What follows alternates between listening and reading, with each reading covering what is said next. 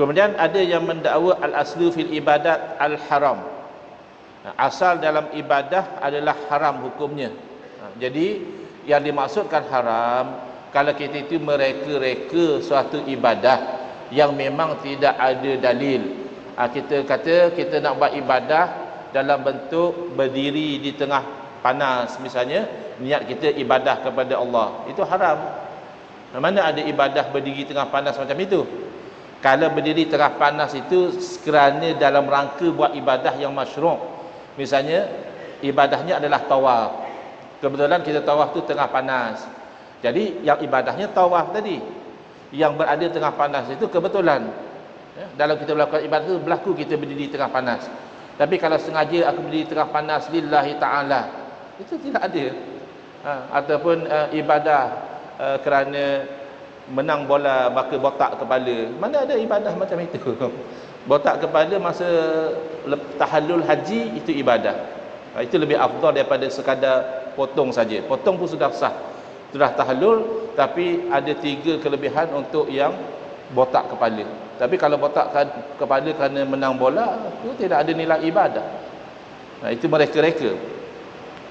Tapi kalau saja botak kepala panas, ataupun rambut pun dah tak balance, tengah botak tepi ada rambut, botak je lah semua, boleh lah. Maksudnya dengan maksud ibadah dia kena ada dalil. Tapi bukanlah berarti tak ada dalil khusus Nabi selawat salam tarawih maka salat salam tarawih tu hukumnya haram. Tidak ada dalil khusus doa akhir tahun awal tahun maka doa akhir tahun awal tahun tu haram. Tidak ada dalil khusus baca ayat ni pada tiap-tiap malam maka baca ayat tu jadi haram. Tidak. Kerana semua ibadah-ibadah yang kita sebutkan tadi itu adalah ibadah yang tidak diikat. Tapi kalau memang ibadah itu sudah ada ikatannya, tiba-tiba kita buat lain, tidak ada dalil katakan haji boleh dibuat selain daripada di Kaabah, maka orang buat haji di Pulau Pinang hukumnya haram. Kenapa Ustaz ambil contoh Pulau Pinang? Sebab memang pernah berlaku satu ajaran nama ajaran taslim. Ajaran taslim ini ataupun dipanggil ajaran matahari di Kampung Seronok. Kalau ada orang Penang mungkin pernah tahu kejadian ni. Dia sembahyang pakai niat makan betul-betul sembahyang pakai niat kahwin nikah batin haji di Pulau Pinang saja. Macam itu haram. Al aslu fil ibadat at tahrim. Asal dalam ibadah adalah haram. Habis itu kita berhaji di Mekah, itu sebab ada dalil, itu wajib. Kalau kita mampu wajib kita haji ke Mekah, memang ada dalil. Haji di Pulau Pinang itu tidak ada dalil hukumnya haram. Ziarah kubur dalil umum. Tak perlu ada dalil khusus ziarah kubur Nabi Hud alaihi salam, ada dalil khusus ziarah Nabi Yunus alaihi salam. Ni mana ada dalil? Tak perlu. Kerana dalil ziarah kubur tu umum. Kuntu nahaitukum an ziaratil kubur. Dulu aku pernah melarang kamu daripada ziarah kubur. Satu masa dahulu Nabi salam tak bagi ziarah kubur. Kenapa? Pada masa itu orang baru masuk Islam, keimanan belum betul mantap. Bila ziarah kubur menjadi wasilah jalan dia buat benda haram. Apa dia? Dia merakam. Dia kata, ya Allah, kenapalah ambil anak aku? Anak aku dah lah seorang je. Ambillah anak jiran aku ada 13. Kalau ambil seorang pun dia tak perasan. Misalnya, ini haram. Ini tidak redha dengan takdir Allah.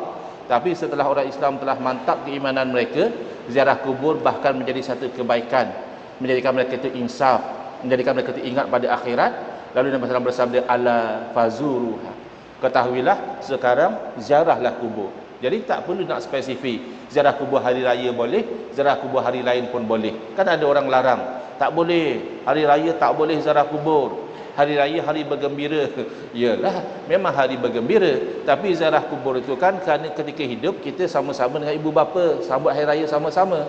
Sekarang ibu bapa dah meninggal, kita ziarah, bagi salam, berdoa, tidak salah. Tak mahu ziarah hari raya, hari lain juga boleh. Baik. Jadi pendapat yang mengharamkan ibadah yang umum berdasarkan kaedah al-aslu fil ibadat at-tauqif ataupun al-aslu fil ibadat al-haram, itu adalah implementasi yang salah kepada kaedah yang betul. Ini kita telah terangkan. Kalau tauqif dalam sifat ibadah tidak boleh diubah. Misalnya orang tu nak sujud baru rokok, tak boleh. Ataupun daripada atas i'tidal dia terus duduk, dua sujud tu patutnya tengah-tengah, dia duduk dulu. Lepas sujud terus dia bangun, tak boleh. atau dia duduk tasyahud bukan pada tempatnya, ya. Baru sembahyang zuhur rakaat ketiga dah tasyahud dah, nanti rakaat keempat tak baca tahiyat terus bagi salam, tak boleh. Ini maksudnya tauqif, ya. Tauqif pada waktu, misalnya mendirikan solat subuh pada waktu zuhur, tak boleh.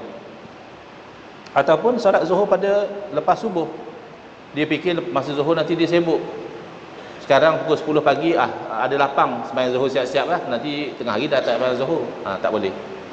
Ataupun tauqif daripada jenis ibadah, iaitu tidak boleh menyembah sesuatu yang tidak disyariatkan. Yang disyariatkan sembah apa? Allah saja. Sembah selain daripada Allah bukan saja haram, bahkan syirik. Jadi kafir lah, kalau sembah Nabi pun jadi kafir. Jangan kata sembah batu, sembah kayu. Sembah makhluk yang mulia juga haram dan syirik. At-tauqif fi naw'il ibadah, terhenti pada jenis ibadah. Ada juga at-tauqif fi makanil ibadah, terhenti pada tempat ibadah. Seperti yang contoh yang kita telah sebutkan tadi, misalnya oleh kerana ramai sangat orang wukuf di Arafah, dia pun wukuf di Mina, atau dia wukuf di Muzdalifah. Dia kata saya think outside the box, berfikir di luar kotak, kata dia. Daripada sesak-sesak orang ramai, yang penting niat ikhlas. Itu namanya berfikir di luar otak. Sebab wukuf di Muzdalifah haji dia batal, wukuf mesti di Arafah. Ataupun dia mabit pula di Arafah, masa mabit ramai pula lah orang di Mina, Arafah clear, senang hati, dia pasang kemah, wukuf. Buat kemah yang dah ada tu, dia wukuf di Arafah, tak sah, ya. Maaf, dia mabit di Arafah tidak sah.